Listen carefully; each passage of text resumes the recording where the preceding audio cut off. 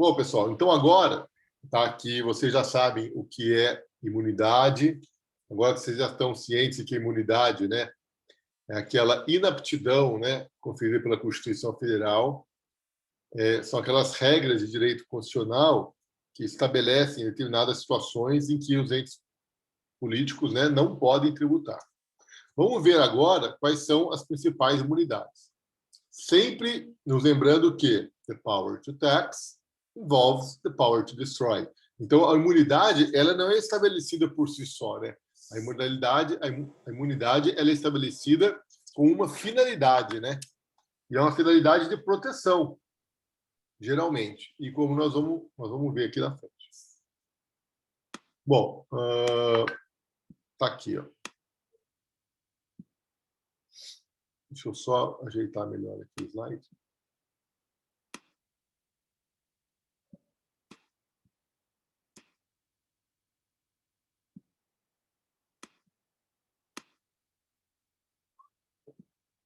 Então, eu vou passar em revista com vocês agora as principais imunidades, tá?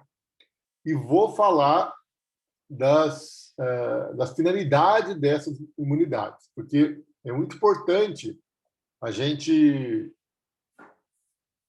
nunca perder de vista que a imunidade não pode ser concedida por si só. Ela, para ser concedida, ela tem que ter uma razão de ser. Aliás, gente, é bom que se diga que muitas imunidades, para não dizer todas elas, tá, são entendidas como cláusulas pétreas.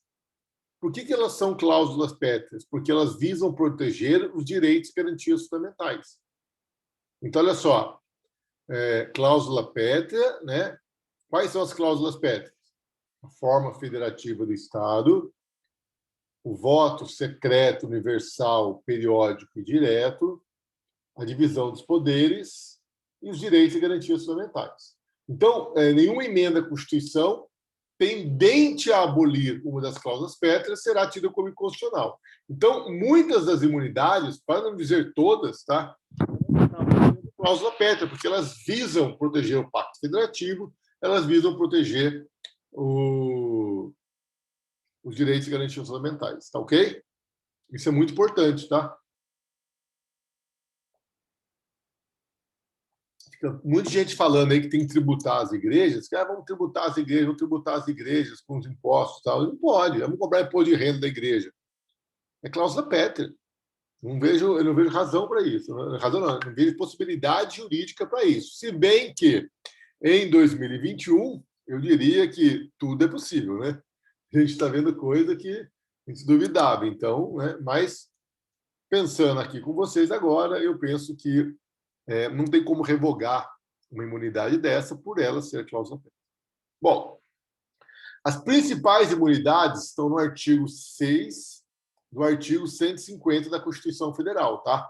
Não todas, mas as mais importantes.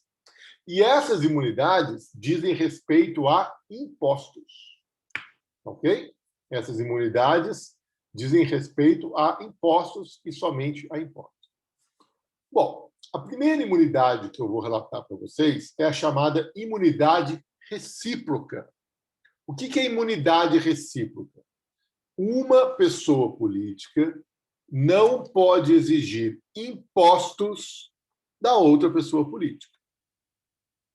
Então, a União não pode exigir impostos sobre a renda dos estados e dos municípios. Os estados, por sua vez, não podem exigir IPVA dos carros de propriedade da União ou dos municípios. E os municípios também não podem exigir IPTU dos imóveis de propriedade dos estados e da União. Entenderam?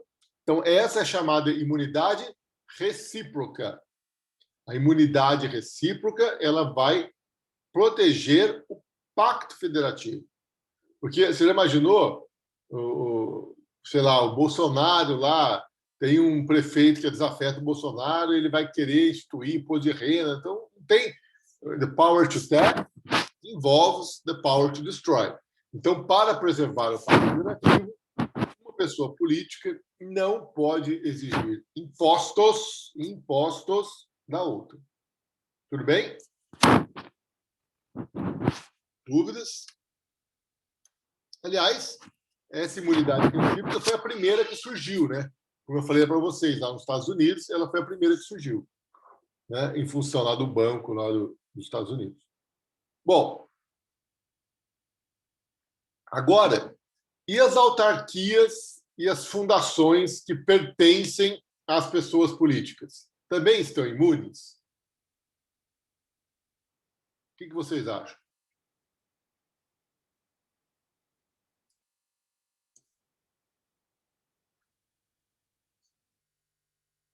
Tem uma autarquia.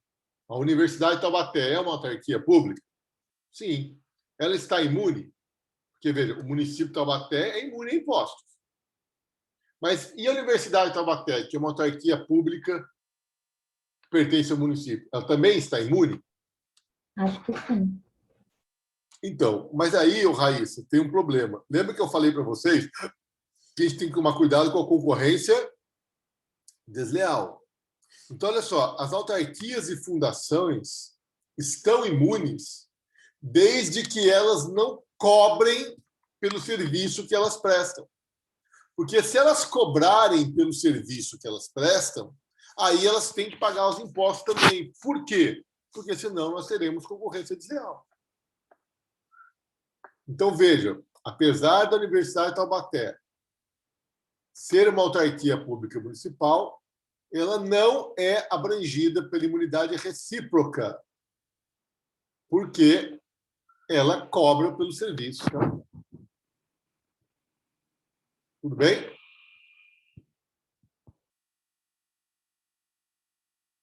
Dúvidas?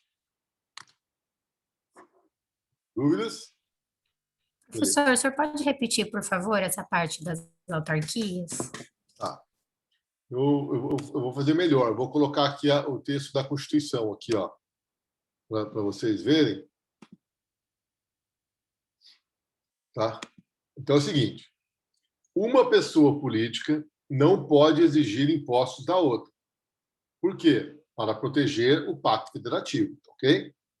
Isso é a proteção do Pacto Federativo. Agora, e as autarquias e fundações que pertencem às pessoas políticas? Elas também vão estar acobertadas pela imunidade recíproca? O que vocês acham?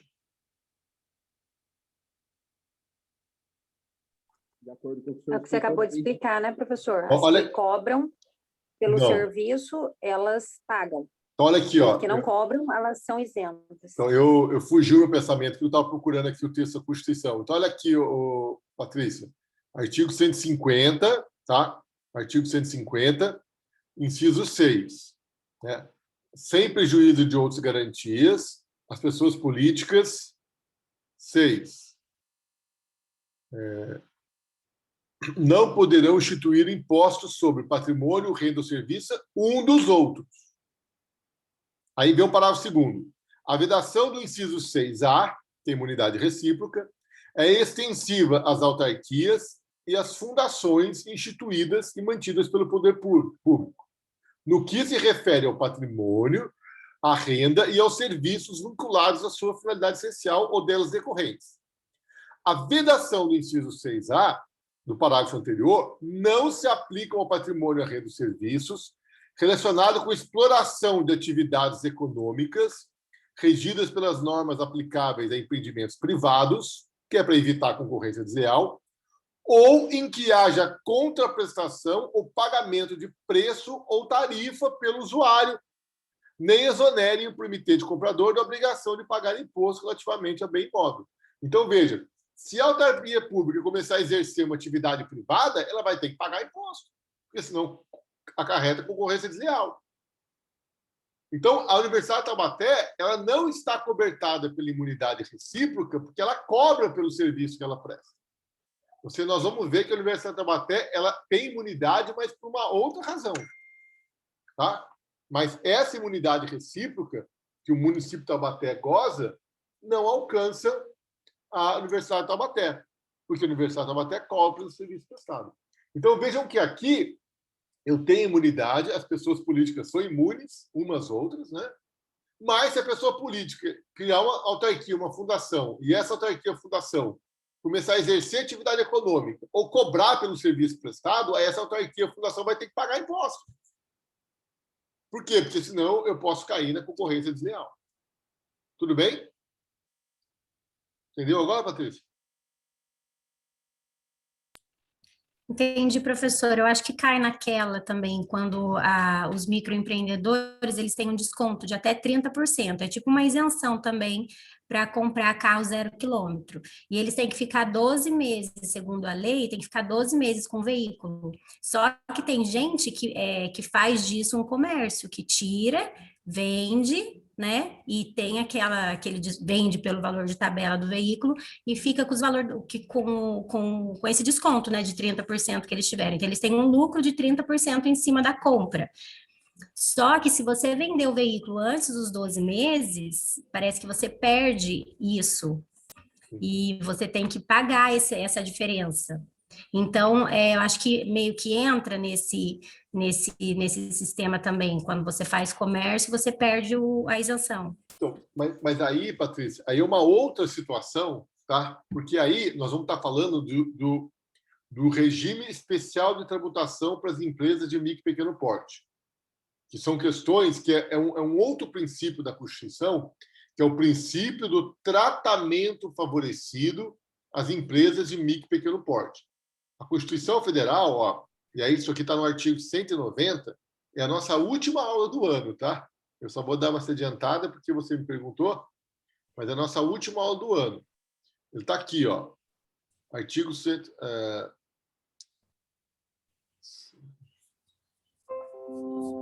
artigo 100. Eu estou vendo isso no parágrafo 6º, professor, por isso que eu perguntei. Parágrafo 6º do? Do mesmo artigo que o senhor estava lendo, do 150. Vamos voltar lá, então.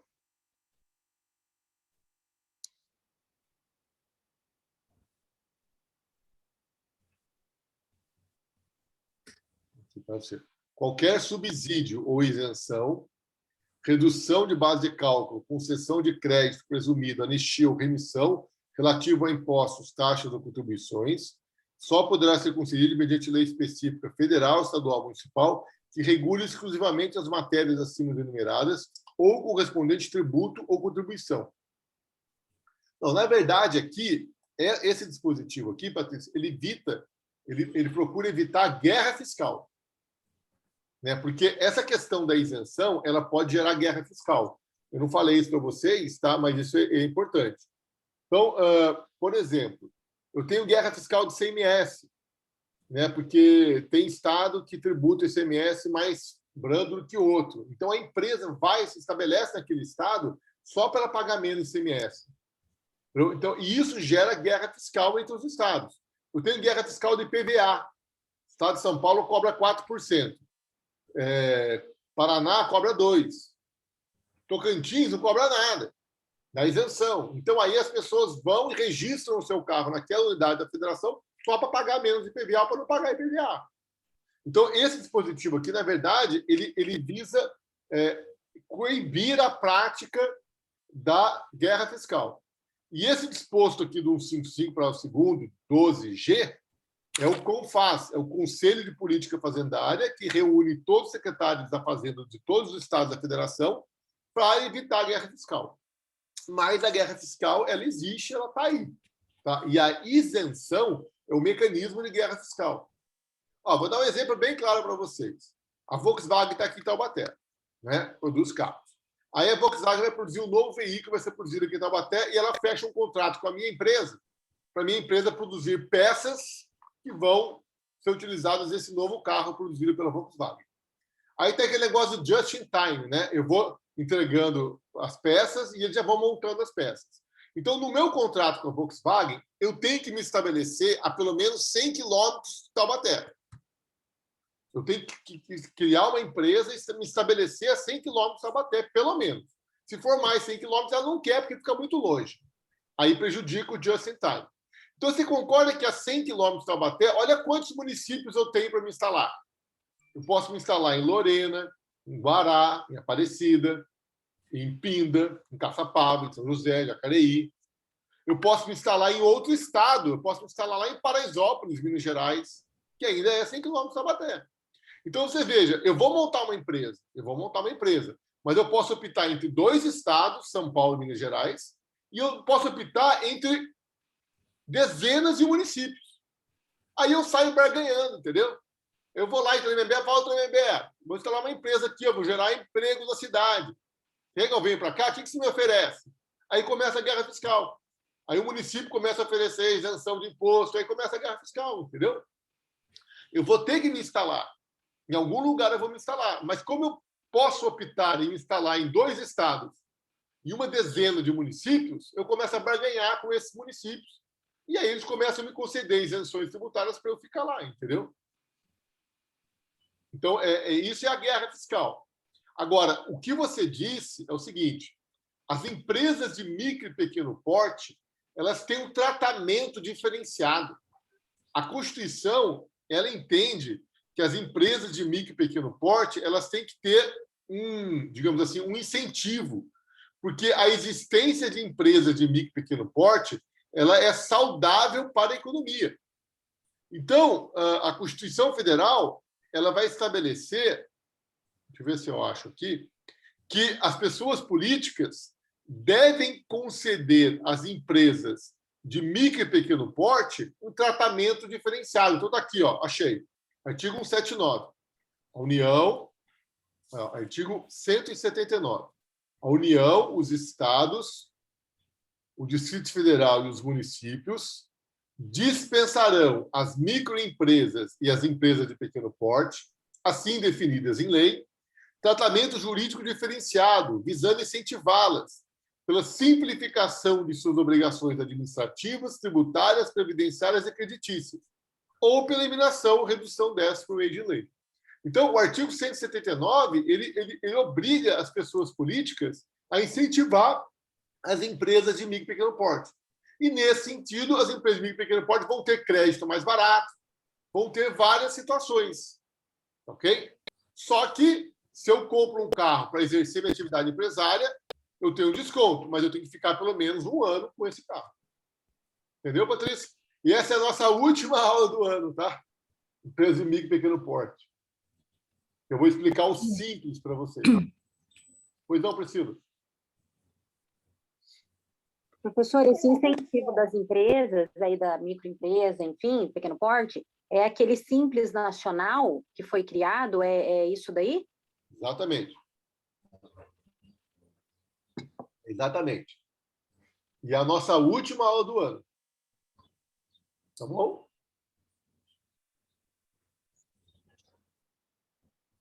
Bom, voltando aqui ao nosso assunto, então. Então, imunidade recíproca, em linhas gerais, é isso. Uma pessoa política não pode exigir impostos à outra e das suas autarquias e suas fundações, desde que essas autarquias e fundações não exerçam atividade econômica ou não cobrem pelo serviço por ela prestado. Tudo bem? Bom, a segunda imunidade, que é uma das que causa muito revolta nos alunos do direito, né? É a imunidade aos templos de qualquer culto. Por que os templos de qualquer culto são imunes? Porque, veja só, gente, o Estado brasileiro, ele é um Estado laico. Apesar de que no Brasil Império, a religião católica apostólica romana era a religião oficial do Brasil. E o padre era tido como uma espécie de funcionário público. Então, vejam, quando você tem um país com essa história, ele é laico, mas você vê lá em cima, né? Nós já discutimos isso aqui lá no direito constitucional, né? E eu não me importo em ver uma cruz lá no Supremo Tribunal Federal, né? Mas penso eu que se o Estado é laico, não deveria ter. É o que eu penso. Veja, não que eu não seja cristão, né? Aliás, eu tento ser cristão, né? Não que eu não ame Jesus. Aliás, eu gosto de pensar em Jesus, mas não na cruz, né? Eu gosto de pensar em Jesus, que nem eu estou fazendo aqui, né? Falando, ensinando a turma, né? Não lá sangrando na cruz, mas isso é um outro problema. Agora, quer ver uma coisa? Tira aquela cruz lá do Supremo Tribunal Federal e põe um pretinho velho lá em cima para você ver. ou põe a figura de um Exu, aí vão ter problema. Estão entendendo? Então, o Brasil não é para amadores, né? Vocês sabem muito bem disso. Então, o Brasil é um Estado laico? É um Estado laico. O Brasil possui religião oficial? Não possui religião oficial. O Estado brasileiro ele deve proteger a liberdade de manifestação religiosa do povo brasileiro? Sim, porque a liberdade religiosa é um direito de garantia fundamental. Mas nós vamos encontrar muitos crucifixos, né, em várias repartições públicas brasileiras, né? Existem muitos feriados de religião católica, né? Corpus Christi, está chegando aí, né? O que é Corpus Christi, né? O que você faz no Corpus Christi? Não faz nada, você só fica em casa assistindo Netflix, né? Antigamente, fazia aqueles tapetes na rua, não sei se é da época de vocês, né? Quando era criança, a gente ia ver os tapetes que eram feitos na rua e não tem mais nada, né? Mas Aqui no Condado tem, sim. Tem? Oh, Aonde? é lindo. Também. Aonde isso? Em Caçapava tem entre as duas maiores igrejas. Ah, O que tapete legal. liga uma igreja a outra. Que legal. Na Que Grande legal. Quilômetros. Tremembé tem também, professor. Hã? Na Grande Tremembé tem também. Na Grande Tremembé tem também? Na gloriosa Tremembé. Na gloriosa Tremembé. Que tem aquele jardim lá, muito bonito Tremembé, né, cara? Que tem a catedral lá de Tremembé. Senhor Bom Jesus. Isso. Ali em frente daquele restaurantinho ali, né? Ó. Isso. Agora não pode mais, né? Eu passei a minha infância em Tremembé, Greg. Nossa, aquela bica ali é chique também, viu, professor? Minha avó de Tremembé, cara. Minha avó de Tremembé. Passei. Pô, tinha o parquinho de Tremembé, era a coisa mais gostosa. A gente ia na festa de Tremembé. Minha mãe dava dinheiro, a gente ia brincar no parquinho. Agora acabou tudo, né? Tudo bem. Um dia volta. Bom, então olha só. Todos os feriados, a grande maioria dos feriados nacionais são religiosos, concorda comigo? Páscoa, né, Corpus Christi, a maioria deles são religiosos. Vai criar um dia, um feriado, o dia do Exu, para você ver. Cria o dia do Exu, vai dar BO, vai dar problema, entendeu? Então, o Estado brasileiro é um Estado laico, mas ele tem uma certa quedinha para a religião católica apostólica romana, porque é nossa história, nós já fomos um país cuja religião oficial era católica apostólica romana. Bom, como o Estado brasileiro ele protege a manifestação religiosa, então as igrejas, né, elas estão imunes a impostos, para evitar que o Estado utilize o seu poder de tributar para destruir uma determinada religião que seja aí, de repente, não bem vista aí pelo Estado. Tudo bem para vocês? Beleza. Agora, bom, a igreja está imune, né? Agora, pergunto a vocês, imagine que tem a igreja e do lado da igreja tem uma casinha onde o padre mora. Vocês acham que essa casinha onde o padre mora também está imune? Ou é só a igreja? Veja, é outra propriedade, hein? O que vocês acham? Acho que é só a igreja. Mas veja bem, cara, onde que o padre vai morar, Diego? O padre não ganha salário, o padre ganha um dinheirinho da igreja ali para ter tal, não sei o quê, e ele mora ali, aquela casinha é propriedade da igreja. O padre todo dia de manhã acorda cedinho, sai da casinha dele, entra lá e reza sua missinha na igreja. Mas esse percebe? Padre é de antigamente, professor. Hã? O padre é de antigamente, o padre atual agora é deputado. Não. Se o padre virar deputado, é outra história, Greg. Tá? E não há nenhum empecilho de padre ser deputado, tá ok? Todos temos nossos direitos políticos, ok? Se ele entende que, apesar de ser padre, ele pode se candidatar, é um direito dele.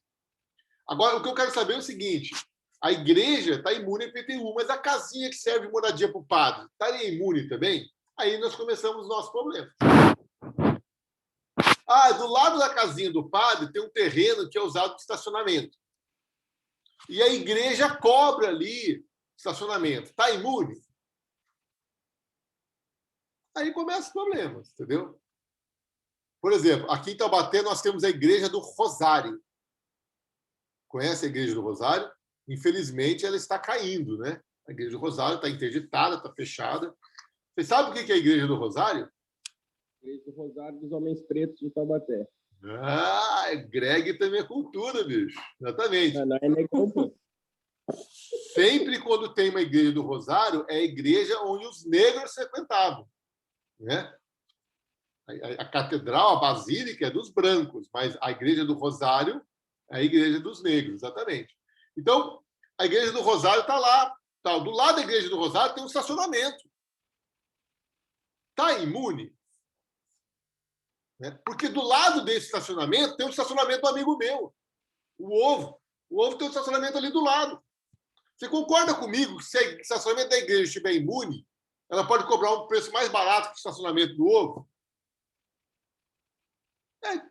Acaba acarretando concorrência desleal. E aí, gente, essas situações específicas acabam sendo contestadas. Porque se a pessoa política entender que está imune, tudo bem. Agora, se a igreja entender que está imune, mas se a pessoa política quiser cobrar o tributo, eles vão brigar na justiça. E essa questão vai parar no Supremo Tribunal Federal, porque imunidade é matéria constitucional. Tá ok? Então, se você quiser estudar imunidade, não tem muita lei falando de imunidade, né? Porque imunidade é matéria constitucional. Para você estudar imunidade e ver até onde está se decidindo se pode ou se não pode cobrar o tributo, se está ou não está imune àquela situação, você tem que pesquisar na jurisprudência dos nossos tribunais, em especial na jurisprudência do Supremo Tribunal Federal. Tudo bem? Por exemplo, tem igreja que é dono de lojinha, né? O dinheiro que recebe do aluguel da lojinha vai pagar imposto de renda? Aí sabe o que o Supremo Tribunal fala? O Supremo Tribunal fala assim: se o dinheiro recebido pelo aluguel vai servir para o exercício da atividade da igreja, está imune. Se não, não está imune. Eu não sei se vocês já repararam, mas a Basílica de Aparecida ainda está em construção. Não acaba nunca aquela obra. Porque o dinheiro que entra vai ser utilizado para construir o templo, que é a finalidade essencial dela, e com isso está imune. Eles não construíram uma arena do lado da Basílica? Não tem uma arena lá da Basílica? Tem uma baita de uma arena lá do lado da Basílica, né? Pô, eles construíram, mas a Basílica não termina. E eu não estou fazendo crítica, não, tá? Eles usam com aquilo que é. Agora, o estacionamento da Basílica vai pagar ISS? Outro problema. Tá? Os comerciantes que trabalham dentro da Basílica, vendendo aparelhos eletrônicos. Não sei se vocês já tiveram o prazer de ir lá, mas, pô, parece Paraguai lá, né? Não sei como é que está agora, com o dólar a 6, né? Mas antigamente vendia tudo que vendia na 25 de março, vendia lá, né? Caixinha de som, negócio celular e tal. Eu acho que eles têm que pagar tributos, porque eles estão fazendo um negócio. Não tem nada a ver com a igreja. Agora, o santinho que a igreja vende paga ICMS, aí é um outro problema. A Coca-Cola que você compra na quermesse da igreja vai pagar ICMS, entendeu? Aí é outro problema. Aí tem várias questões que envolvem aí os cultos, tudo bem? Agora, tem muita gente que diz que as igrejas são ricas, né? E que as igrejas tinham que pagar impostos, que a igreja virou um negócio, tá? Isso aí é um problema, tá, gente? Mas, veja bem, não é um problema do templo, é um problema de quem faz mau uso do templo. Porque, veja, se eu dou o dinheiro para a igreja, o dinheiro tem que ficar na igreja, não pode ir para o dirigente da igreja. E me parece que é isso que acontece. Tá? Muitas vezes você doa o dinheiro para a igreja e o dinheiro vai para o dirigente da igreja e aí ele vai lá e sai comprando rádio, televisão, sei lá, fazendo as coisas, entendeu? Talvez aí esteja o problema, tá? Só que a Receita Federal, ela também não gosta muito de fiscalizar as igrejas. Por quê? Porque as igrejas, elas não são imunes, então não vai ter dinheiro para arrecadar. Ela vai fiscalizar para quê? Né? Vai fiscalizar para quê?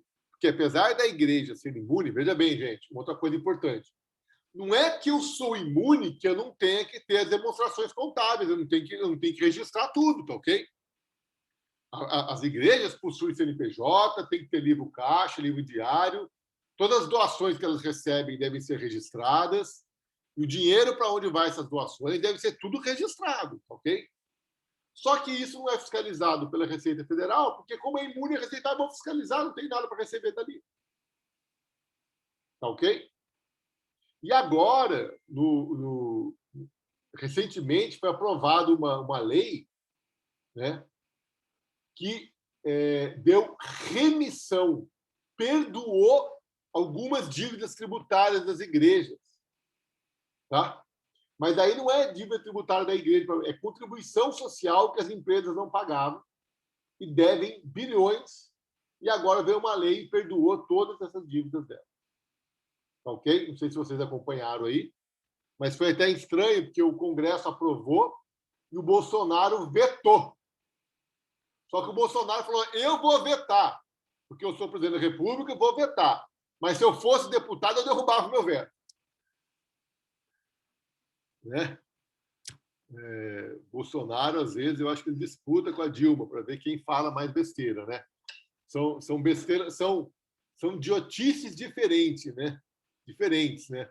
A Dilma parece que não raciocinava muito bem, né? Que ela falava umas coisas, né? Tá chovendo, o pessoal ninguém quer se molhar, né? Nós não vamos estabelecer uma meta e depois nós vamos dobrar a meta, né? A Dilma parece que tinha um problema de conexão de sinapse. O Bolsonaro parece que sinapse ele faz, mas parece que as conclusões são meio, né? Parece que é uma outra idiotice, digamos assim, né? Com devido respeito aos nossos presidentes, né? Mas cada um fala coisas que, para mim, não fazem sentido dentro das suas peculiaridades. Tá ok? Então, assim, eu não penso que a imunidade aos templos seja nefasta. Eu penso que o mau uso dessa imunidade é que é nefasto. É quando uma pessoa monta uma igreja com a finalidade de ganhar dinheiro. Porque, vejam, a igreja, quando ela é montada, se ela fizer dinheiro, se ela arrecadar dinheiro dos fiéis, ela tem que mais que arrecadar mesmo. O fiel está indo lá, está se sentindo bem, então ele dá dinheiro para a igreja e com esse dinheiro que ele dá para a igreja vai crescendo, pô. Né? Tá mais que certo. Não estou vendo problemas aí. Tá? Agora, o problema está quando você pega esse dinheiro que é da igreja para fim religioso e desvia para outros fins. Aí eu começo a ver problemas. Tudo bem? Beleza? Dúvidas? Tá bom. Bom, Sindicato dos Trabalhadores. Então, desculpa, pulei. Os partidos políticos. Então, é outra imunidade a impostos. Os partidos políticos são imunes a impostos. Por que partido político é imune a impostos? Para preservar a liberdade de associação política. O partido político, né, é uma agremiação que reúne pessoas que possuem o mesmo pensamento político. Né? A liberdade de convicção política é um direito fundamental. Então, os partidos políticos também são imunes.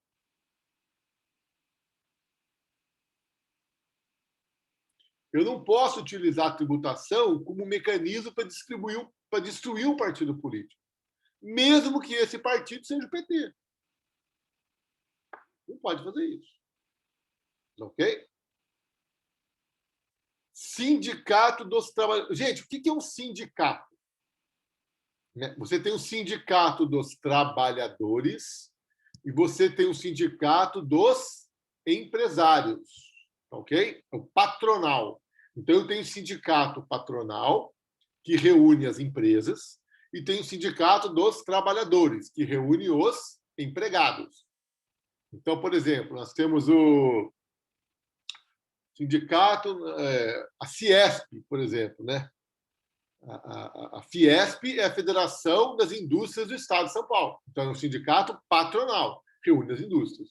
Agora, a CUT, Central Única dos Trabalhadores, aí reúne os empregados, ok?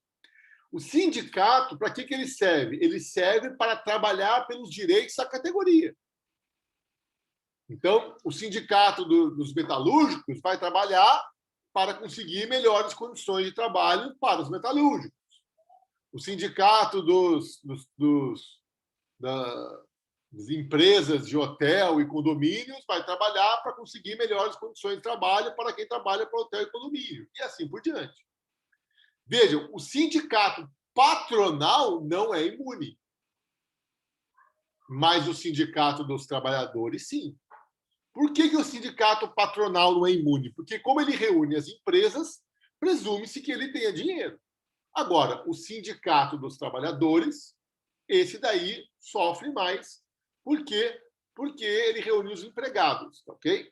Então, para não destruir o sindicato dos trabalhadores, então os sindicatos dos trabalhadores são imunes a impostos. Novamente, aqui nós temos desvio de finalidade, né? Muitos sindicalistas se enriquecem. Veja, o problema não está na religião, no sindicato, o problema está no caráter da pessoa. Se a pessoa é sindicalista, ela trabalha, ela recebe. Não sei se vocês sabem, mas os dirigentes sindicais eles recebem salário, não trabalham para a empresa, trabalham só no sindicato. Vocês sabiam disso? Né? Os dirigentes sindicais são trabalhadores que deixam de trabalhar contratada por ele para trabalhar, para se dedicar ao sindicato, para se dedicar a conseguir melhores condições de trabalho para os filiados ao sindicato. Pô, se ele desvia sua finalidade, se ele se enriquece, é um problema de caráter dele, ok? Mas o que é importante aqui? O sindicato dos trabalhadores é imune, mas o sindicato dos patrões, o patronal, não é imune. Tudo bem? Bom, agora, gente, veja só. Eu vou entrar agora em duas imunidades que são condicionadas. Ok? O que são essas imunidades condicionadas? São pessoas que têm direito à imunidade, porém, essa imunidade vai ser condicionada a elas conseguirem realizar determinadas condições. Então, se essas sociedades, se essas pessoas tiverem aquelas condições, então elas vão ter imunidade. Se não tiver aquelas condições, elas não vão ter imunidade. Ok? Então, olha só. Instituição de educação sem fins lucrativos. Exerce uma função do Estado. Então, é imune a impostos. Gente, a educacional Anhanguera é imune? Por que a Anhanguera existe? Para dar educação? Para dar educação. Mas ela tem fins lucrativos? Tem. Tanto é que ela tem fins lucrativos que a Anhanguera até ação na Bolsa é negociada. Então, ela distribui lucro, tem negociação de ações na Bolsa, tem capital estrangeiro investido. Veja, é uma empresa que tem como finalidade prestar serviço à educação, mas tem finalidade de lucro. Ok? Então, ela não está imune a impostos. Agora, a Universidade de Taubaté, ela tem função lucrativa? Ela tem fins lucrativos? Não. Então, aí ela está imune a impostos, exatamente por ela não ter fins lucrativos. Então, a Universidade de Taubaté ela é imune a impostos não por ela ser uma autarquia pública municipal, mas pelo fato de ela ser uma instituição de ensino sem fins lucrativos. Gente, mas o que é uma instituição de ensino sem fins lucrativos? Aí eu vou remeter vocês ao artigo 14 do CTN, o artigo 14 do Código Tributário Nacional. Ela fala aqui, ó, o disposto na linha C do inciso 4 do artigo 9º, que é isso que eu estou falando para vocês, que é a imunidade das entidades de ensino, é subordinado à obediência dos seguintes requisitos pelas entidades nele referidas. Não distribuírem qualquer parcela de seu patrimônio, de suas rendas, a qualquer título. Aplicarem integralmente no país os seus recursos na manutenção dos seus objetivos institucionais. Manterem escrituração de suas receitas e despesas em livros revestidos de formalidades capazes de assegurar a sua exatidão.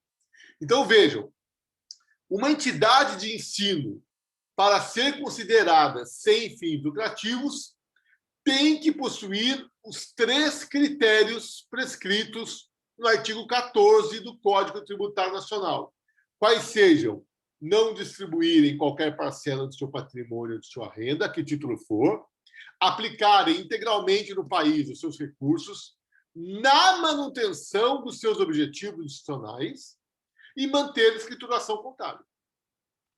Então, veja, a Universidade de Taubaté ela não distribui lucro para ninguém.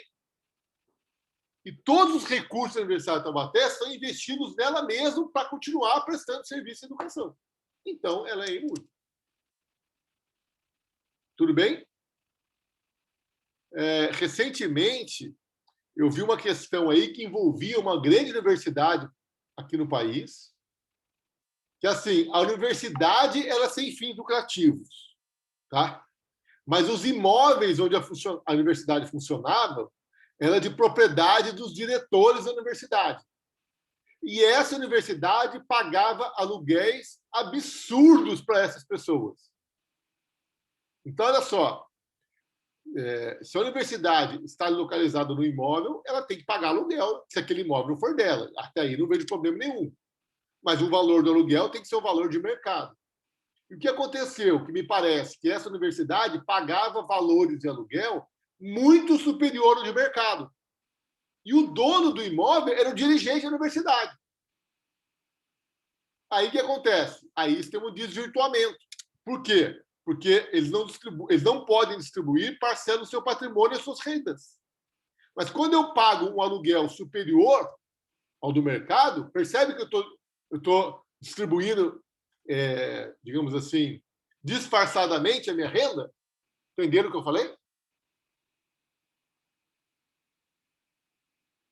Dúvidas? Porque, veja, Colégio Integrado Objetivo, UNIP, Universidade Paulista, né? O meu primeiro emprego, né, na minha vida foi lá no Colégio Objetivo, do professor Digênio, né? Que, aliás, é um gênio mesmo, né? O cara é muito inteligente, né? Ele construiu o império da educação, mas ele ganha dinheiro com isso, então ele paga imposto. Agora, o que não pode é o Digênio criar uma fundação que, em tese, seria sem fins lucrativos e começar a disfarçadamente retirar dinheiro dessa entidade. Estão me entendendo, gente? Percebam, novamente, aqui o problema não está no Instituto. O problema está no quê? O problema está no mau uso do Instituto. Porque, veja, se eu sou uma instituição de ensino sem fins lucrativos, se eu faço uma função de Estado e não quero nada em troca disso, pelo menos que eu fique desincumbido de pagar imposto, né? Tudo bem? Outra coisa, instituição de assistência social sem fins lucrativos. Então, se eu sou uma instituição de assistência social sem fins lucrativos, eu também vou ficar imune a impostos. Não sei se vocês conhecem lá, Hospital Beneficente, Hospital da Beneficência Portuguesa. Então, muitos hospitais não têm fins lucrativos. Hospital Beneficente Israelita Albert Einstein, né? Hospital Beneficente Sírio-Libanês, né? Muitos asilos que existem no Brasil afora, ok?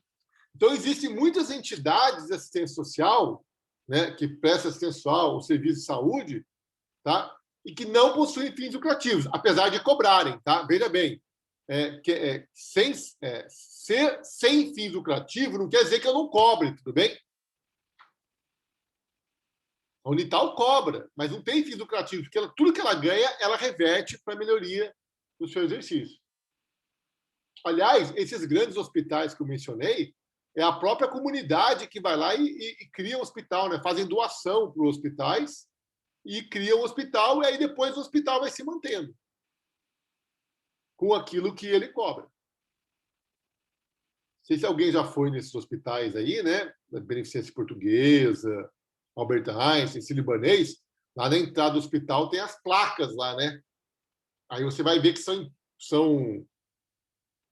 empresários que têm muito dinheiro da comunidade judaica, da comunidade árabe, da comunidade portuguesa, da comunidade Hospital Oswaldo Cruz, comunidade alemã.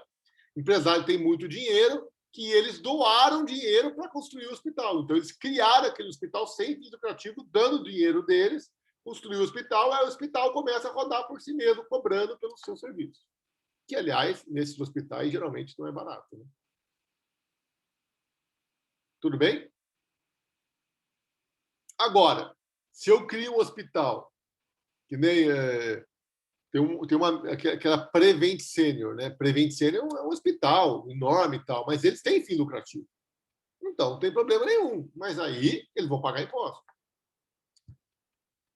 Tudo bem, gente? Beleza. Agora, presta atenção, hein? Existe uma substancial diferença entre a imunidade das instituições de ensino sem fins lucrativos para a entidade de assistência social sem fins lucrativos. Qual é a diferença? Instituição de ensino sem fins lucrativos é imune a impostos por força do 156 da Constituição Federal. Agora, as instituições de assistência social sem fins lucrativos são imunes a impostos por força do 150, inciso 6, mas são imunes também à contribuição para o financiamento da Seguridade Social, por força do 195, parágrafo 7º da Constituição.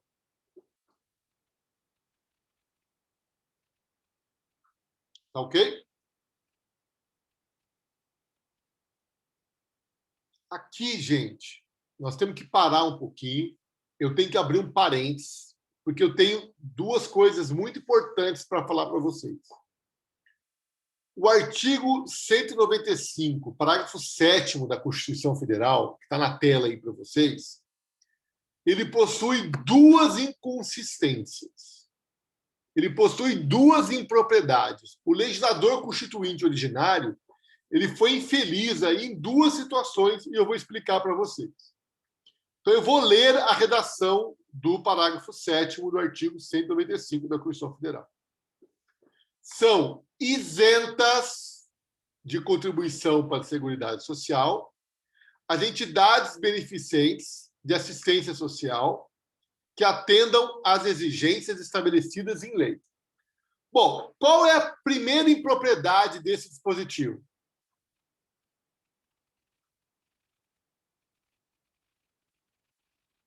Porque se a Constituição que traz não é uma isenção, seria uma imunidade. Ah, parabéns, Raíssa. Você deixou o seu professor muito feliz agora. Exatamente isso, né? Vejam, a Constituição não isenta. A Constituição, ela imuniza. Então, eu diria para vocês que até quando a Constituição diz que isenta, ela imuniza. Então, na verdade, né, a redação aqui do artigo 197, ela possui essa impropriedade. Na verdade, não é que são isentas, são imunes às contribuições para a Seguridade Social, entidades beneficentes da assistência social. Aqui é uma imunidade e não isenção, porque está no texto da Constituição. A Constituição imuniza até quando ela diz que isenta. Tudo bem? Dúvidas? Beleza. Agora, olha só, presta atenção. Eu vou voltar no texto da Constituição. Eu vou ler um negócio aqui para vocês. Tá? Eu vou aqui, ó. Eu vou no artigo 146 da Constituição Federal.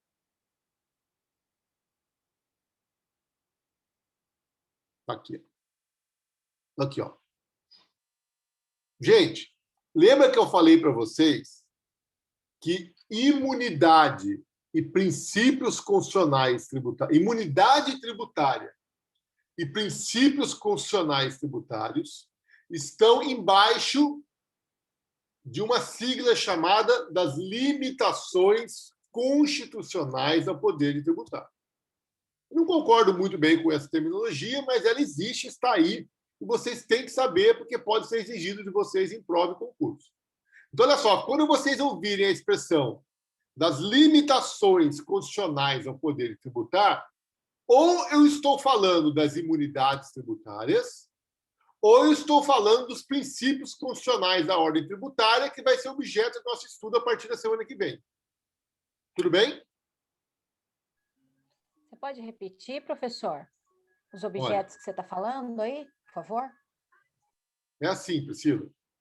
Quando você ouvir a expressão das limitações constitucionais ao poder de tributar, eu quero que você saiba que ou eu vou tratar de imunidades tributárias, ou eu vou tratar dos princípios constitucionais tributários. Entendeu? Entendi, professor. Então, digamos assim, que o título é Das limitações constitucionais ao poder de tributar. Capítulo 1, das imunidades tributárias. Capítulo 2, dos princípios constitucionais tributários. Entenderam? Sim ou não? Tá. Então, olha só.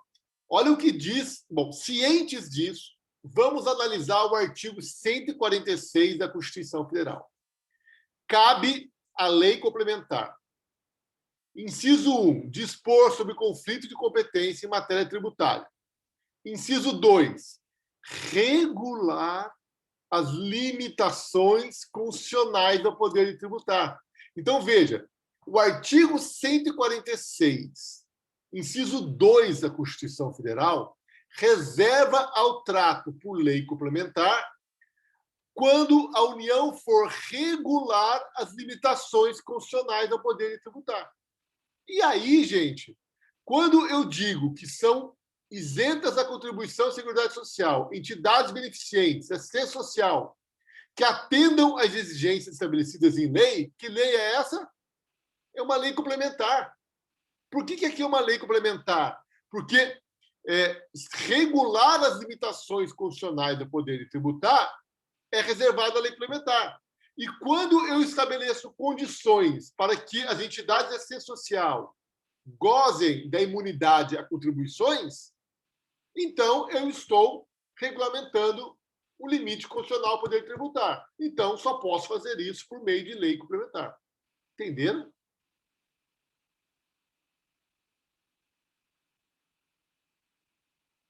Entendeu, Diegão? Dá uma coçada na cabeça, assim.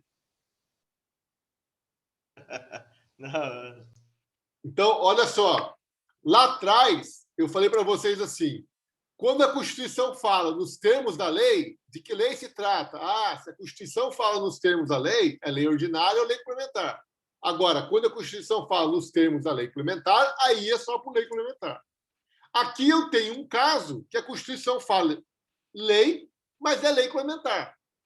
Não por força do 95, parágrafo 7º, mas por força do 146, inciso 2. Então, quando eu analiso o artigo 195, parágrafo 7º, eu tenho que fazê-lo à luz do 146, inciso 2.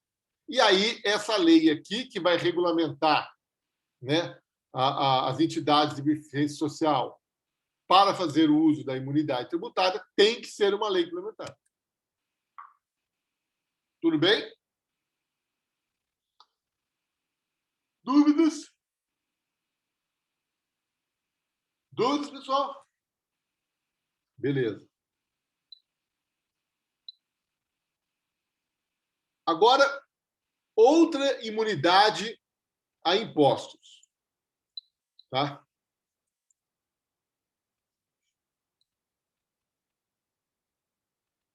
Então, olha só, gente. Os livros, os jornais os periódicos e o papel destinado à sua impressão. Tudo isso está imune a impostos. Por quê? Porque é o direito de liberdade de informação. Então, quando eu compro um livro, não pode incidir impostos sobre aquele livro.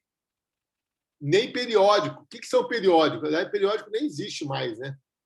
Revista Veja, né? Isto É, Caras, Conhecer, né? Tinham várias revistas, né? É um periódico. Jornais ainda existem. Isso aqui tá caindo de uso, por quê? Porque hoje é tudo eletrônico, né? Hoje está virando tudo eletrônico. Inclusive, o Supremo Tribunal Federal decidiu que o papel destinado à sua impressão. E se eu comprar um disquete? Não é papel, um disquete, né? Que nem existe mais também, né? Um pendrive, né? Então, entende-se que o pendrive destinado a livro estaria também imune. Também. Então, a comercialização de livros, jornais, periódicos são imunes a impostos por força da Constituição Federal para proteger o direito de liberdade de informação. Esse negócio do papel, gente, é muito interessante, sabe por quê? Se alguém aí tiver uma gráfica, uma editora, vai saber o que eu estou falando. Quando você vai comprar um papel no mercado, não quando você vai na papelaria comprar um papel, né? Mas quando você vai comprar lá toneladas de papel para fazer impressão de livro, jornal, periódico e tal, sabe o que o cara vai perguntar para você? Você quer comprar papel imune ou papel não imune? Porque quando você compra papel imune, ele é mais barato, porque ele é imune. Mas você só pode utilizar esse papel para produzir livros, jornais ou periódicos. Você não pode utilizar esse papel para produzir panfletos no mercado, que é uma das coisas que irritam a gente, né? Você chega no seu carro e tem aquele panfletão do supermercado engastado ali na maçaneta para abrir a porta do carro, né? Você não quer pegar aquilo e jogar na rua para não sujar a rua, mas você não quer levar aquilo com você, né? Enfim. Então, olha só. Se eu tiver uma gráfica e eu comprar papel imune, esse papel imune eu só posso utilizar para produzir livros, jornais ou revistas. Agora, se eu comprar o papel não imune, aí eu posso utilizar o papel não imune para produzir panfletos. Entenderam? E aí, novamente, temos o problema de caráter. Por quê? O cara vai lá, compra papel imune, mais barato, e produz panfleto. E aí o cara que compra papel não imune para produzir panfleto não consegue concorrer com o outro que compra papel imune, porque ele compra mais barato. Entenderam o que eu estou falando ou não, gente? Tá? Aliás, é interessante que a gráfica, quando compra papel imune, tem um programa da Receita Federal que ela tem que alimentar e ela tem que mostrar para onde foi aquele papel imune que ela comprou. Olha que interessante. É isso que eu ia perguntar, como que funcionava essa fiscalização? Tem uma obrigação acessória, Diego. Você compra o papel imune, aí você tem que informar, comprei tantas toneladas de papel imune e utilizei esse papel imune para produzir revista tal, livro tal, periódico tal. Olha, você tem que informar isso para a Receita Federal. Ok? Bom, aí eu tenho uma outra imunidade que é fonogramas e videofonogramas musicais produzidos no Brasil, contendo obras musicais ou literomusicais, autores brasileiros, obras em geral, interpretadas por artistas brasileiros, bem como suportes materiais ou arquivos digitais que os contêm, salvo na etapa de replicação industrial de mídias ópticas e de leitura laser. Mídia óptica de leitura laser é CD, praticamente não existe mais, né? Essa aqui é uma imunidade nova, ela é recente, mas ela já nasceu meio, né? Mas, enfim, ela está dando imunidade a impostos com relação às obras musicais de autores brasileiros, ok? Gente, a última imunidade que eu vou falar agora é uma imunidade, olha que interessante, hein?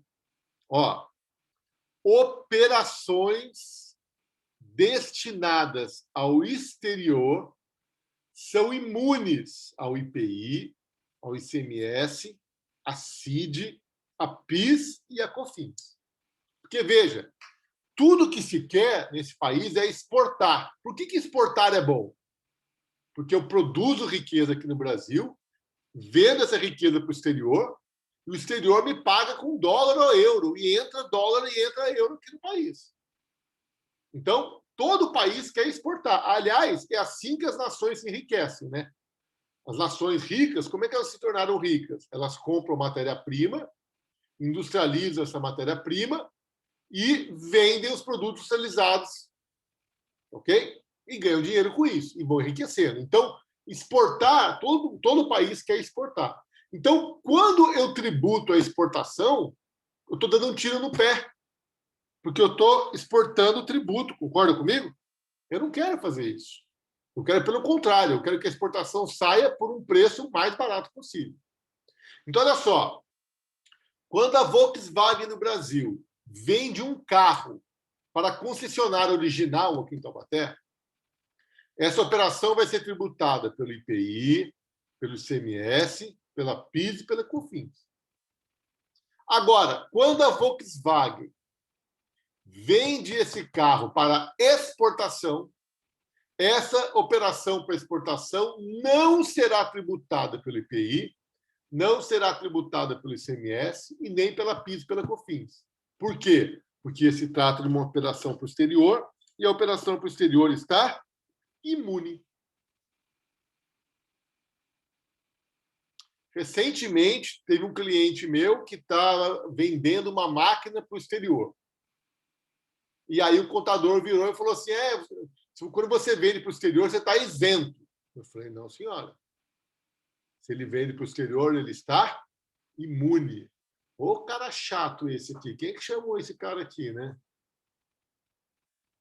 É imunidade, não é isenção, mas costuma-se falar isenção. Então, olha só, toda vez que a indústria nacional, né, produz uma mercadoria e vende para o mercado interno, paga IPI, ICMS, PIS e COFINS. Agora, quando ela exporta, não paga IPI, não paga ICMS, não paga PIS, não paga COFINS.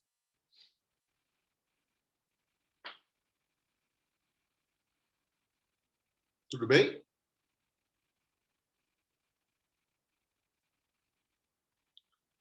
Você já viu aqueles caras que jogam cigarro naquela ponte da amizade Brasil-Paraguai? Porque, olha só, a indústria tabagista brasileira, quando vende o cigarro para o Paraguai, não paga IPI, não paga ICMS, não paga PIS, não paga COFINS, concorda? Um maço de cigarro chega no Paraguai baratinho, não chega? Aí o cara compra o cigarro lá e traz de volta ao Brasil. Porque o cigarro vendido aqui no mercado interno brasileiro paga todos os impostos. Novamente, entra o mau caratismo das pessoas. Tudo bem, gente? Ó, existem outras imunidades na Constituição, tá? Por exemplo, existe uma imunidade à taxa de registro de nascimento. Meus filhos, quando nasceram, eu fui lá no cartório, registrei eles e não paguei nada. O cartório não queria me cobrar uma taxa? Querer, até pode querer, mas ele não pode. Por quê? Porque eu estou imune. Ah, eu preciso de uma segunda via. Aí não, aí tem que pagar. Se quer a segunda via, aí você já tem que pagar. Tudo bem? Existe imunidade quando você integraliza o imóvel no capital social de uma empresa, desde que essa empresa não atue no mercado imobiliário. E aí as pessoas fazem o quê? Criam empresas com outra finalidade para entregar o capital e não pagar o ITBI. Pois não, Priscila. Você falou aí da certidão de nascimento, é a mesma imunidade que recai sobre a certidão de óbito também, quando a família tem que... É a mesma coisa, né? Exatamente. Ah, tá. Só que daí, veja bem, Priscila, é taxa, né? Aí não é imposto nem contribuição, é taxa. Tá bom? Tá certo, professor.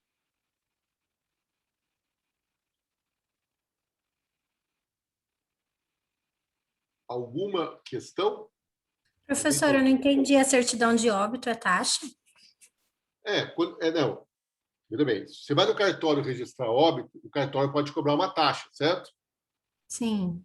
Só que, como existe a imunidade, para registrar o óbito e sair com a certidão de óbito, o cartório não pode cobrar taxa.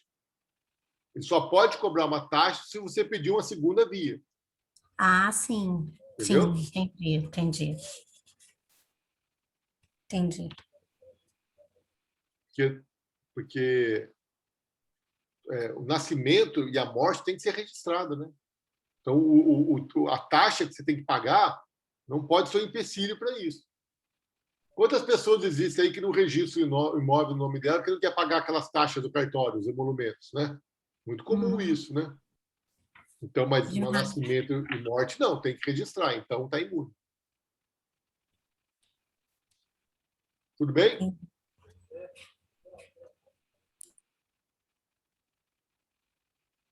Alguma dúvida, pessoal?